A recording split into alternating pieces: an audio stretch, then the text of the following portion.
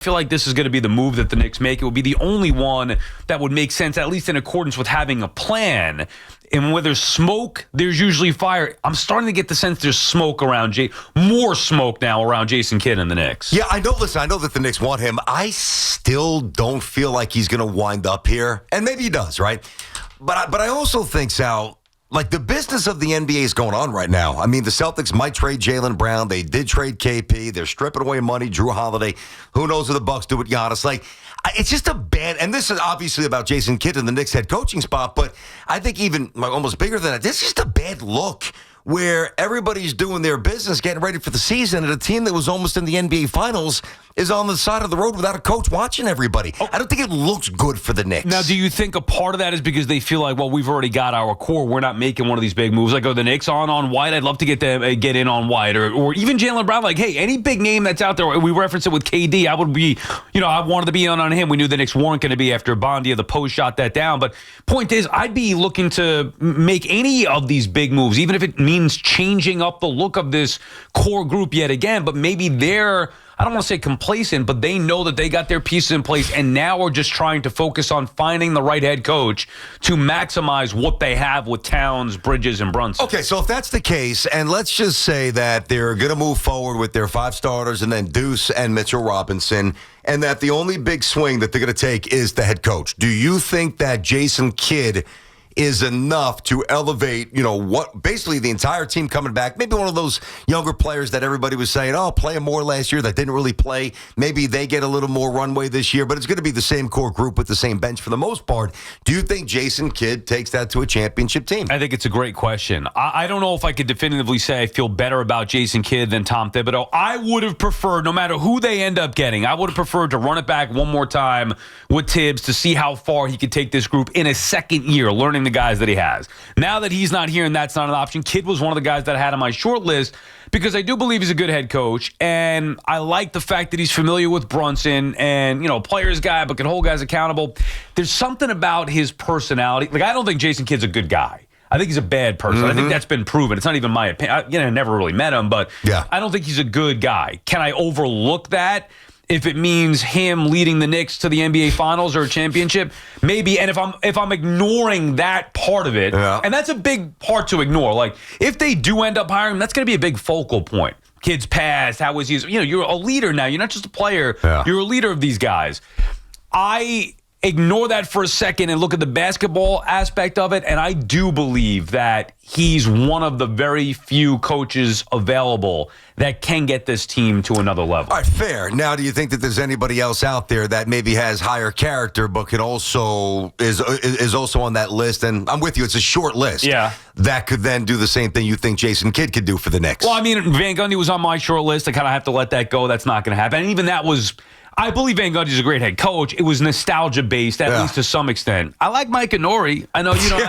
Well, because of the sound bites? Well, yeah, the sound bites are a part of it. His personality is fun, but no, more so because of his offensive work with Karl-Anthony Towns. I like Jenkins from Memphis. I think that we talked about. I definitely don't want Mike Brown. I mean, I guess those would be my 3 right now. I don't want Johnny Bryant. I've been consistent on that. We haven't heard his name in a while with the Knicks. I think they're going to go. I don't think it's going to be Nori either. I think they're going to. And I know they just interviewed or requesting the interview with the Pelicans assistant. The other assistant. Yeah. But for me, no, of the names that we've heard, like I don't think it's to me it's either Jenkins or Kidd, and I probably favor Jason Kidd in that regard. Yeah. Now, if we do favor Jason Kidd, I think a lot of people are with you. Do we favor Jason Kidd because it's a flashy name? I know he's a good coach. Okay, he's obviously a competent and several levels above competent. He's not great, but he's really good. Is he better than Thibs definitively?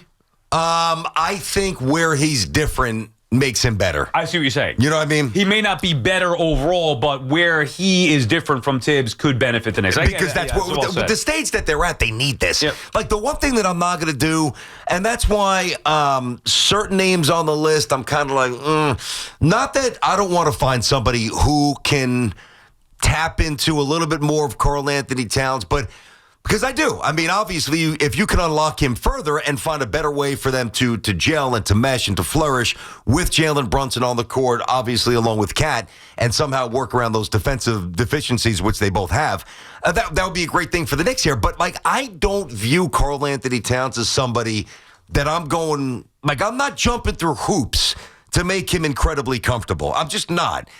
If it works out that way, fantastic. If it doesn't, I'm of the mindset I'll ship him out. Yeah. Like, I'm not married to Karl-Anthony Towns, which is why I do think Kid would be good for Brunson. Yeah, I think they are married to Karl-Anthony Towns. And look, this is going to be this is bigger picture. They could talk about, and when they say this, it's the wrong thing to me when you focus singularly on winning an NBA championship. That's how you get yourself into trouble. The other stuff that came out yesterday as far as what the Knicks would be looking for, a guy who's going to develop younger players, make an emphasis on having a deeper bench, all those different things, which eventually you hope would lead to an NBA championship, and I'm not so sure the two are tied hip and hip. Like if you, or neck and neck, whatever it may be, tied at the hip. If you have great talent, you're going to be in a better spot to win an NBA championship. It doesn't mean, hey, if your 10th guy is a serviceable player, you're more likely to win a championship. We saw that get exposed with the Pacers because the way the Pacers play, I don't necessarily think that you need that to beat some other teams or to win an NBA title, especially in a depleted East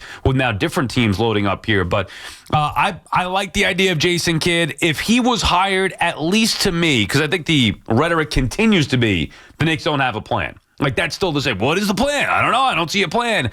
I think Kidd has been the primary plan all along, and they're just figuring out a way how to get that actually done where the Mavs could decline permission, but if Kidd really looks at this as his dream job and wants the opening and wants to work with Brunson and be back at the Garden and knows New York, I feel like Kidd will find a way to make it happen. Okay, now, so here's the thing, though. So if this was part of their plan, are you saying that you think that they fired Tom Thibodeau knowing that Jason Kidd no doubt was their target and that they thought that they could get him? Yeah, at least in part. See, I don't feel that way. I hope you're right, by the way. Yeah, because at least that would show that they've had a plan. And I don't know that, but if they don't hire Kidd, then there was clearly no plan. Like, you can't tell me that their plan was Brown and Jenkins or 100%. It's either Kidd or no plan at all. Or because their plan was extremely flawed because it was, let's try Udoka, let's try Billy Donovan. That's not a plan when you're looking at other teams' head coaches who are already under contract. Like, that can't be the plan. Let's fire this guy and hope that we're going to be allowed to talk to one of these great head coaches that have a job. Well, one thing to consider, and I think this is so important, right? Well, we get all day boring with the X's and O's and what kind of offense you're going to roll out, what you're going to do with the pick and roll defense, blah, blah, blah. Nobody wants to hear that right now. Even though it's important, nobody wants to hear that right now. I got to tell you, how many times have we said, and it's frustrating, and I try not to do it, but I've done it over the years as well, the Yankees regular season doesn't mean that much. Think about this. Like, all right, let's see. You're going to be a playoff team, and we'll get to the baseball later, obviously. Good night for both teams. Like, you get to the regular season, and you expected to beat these middling teams in the Central, and then get to the World Series. Like, that's kind of the Yankee mantra by a lot of people, and it changes the evaluation of the team. Well, the next coach of the Knicks is walking into the same exact thing.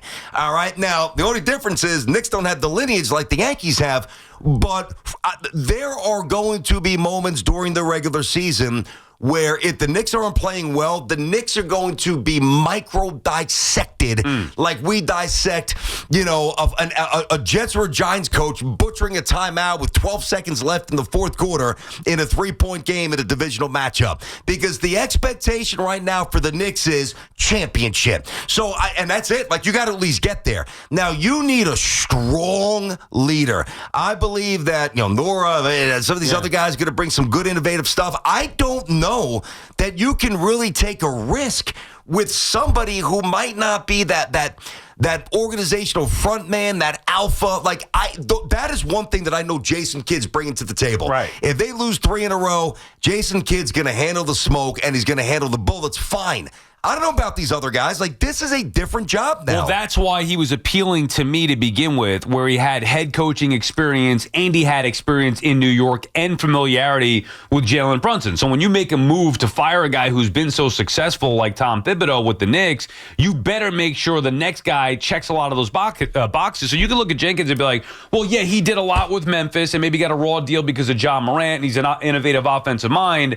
But what about him handling New York? What about him and Jalen Brunson and the Rick Brunson dynamic? Like, with Jason Kidd, my only question mark with Kidd is him as a person. The stuff that he's done in the past that's reprehensible, the I don't know, like sneaky nature. Like he wanted out of the net, so he forced his way to Milwaukee. He's slippery, man. He's a little slippery. And that's why I think it's going to happen with the Knicks, because he's going to get out of Dallas. Like he wanted to go to Dallas, now he's going to want out of Dallas and come to the Knicks for his dream job. And then eventually it's going to be, the Knicks can't get it done. Now I want to go with the next superstar. Like that's how Jason Kidd is. So outside of that, me not thinking he's a good person and not a loyal person, I mean, that's been proven. That's not even an opinion. Jason Kidd is not loyal. Yeah, I agree. I agree. So outside of that, basketball-wise, familiarity with Brunson, experience in New York, experience as a head coach in multiple stops, and I do think he's a good head coach. So that's why, to me, he'd be. And it would mean that they had a plan if they end up with Jason Kidd. All right, let me volley this to you here because it's come up a few times, and I think maybe we need to probe a little bit more deeply into this. Now, it would be certainly a 1 or 2 day story. There's no doubt. There would be some scathing articles. There would be some journalists who look at the character and the off the court issues, and that would be their main lane, if you will, the day if he's hired. Like I could already see it. I already see it coming. I think so too, but maybe we're off on that. Like, was it a big deal with the Nets when they hired him? It didn't feel anything like with the Knicks is going to be a million times bigger than the Nets. It's going to be a different microscope, a different focus here.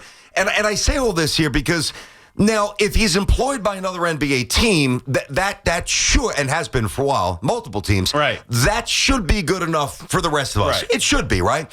Now, and it probably will be for me, even though I'm with you. He's a slippery, lower character person, and that's all documentable, if you will. But we also have to be even, and we have to be fair about this, guys. 3 of the most cherished sporting luminaries, not even going back to Mickey, who was a drunk, and everybody. Yeah. Doc, Daryl, and LT. LT, I mean, just do a Google and non-football stuff. LT's he's a menace.